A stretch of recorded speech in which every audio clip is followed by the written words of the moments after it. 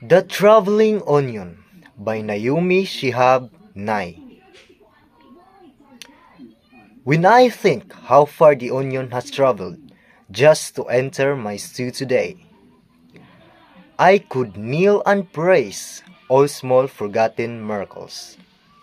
Crackly pepper, peeling on the dream board, pearly layers in smooth agreement. The way the knife enters onion, an onion falls apart on the chopping block. A history revealed.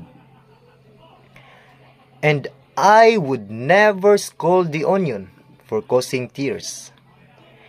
It is right that tears falls for something small and forgotten. How at meal we sit to eat, commenting on textures of meat or herbal aroma, but never on the translucence of onion, now limp, now divided, or its traditionally honorable career, for the sake of others, disappear.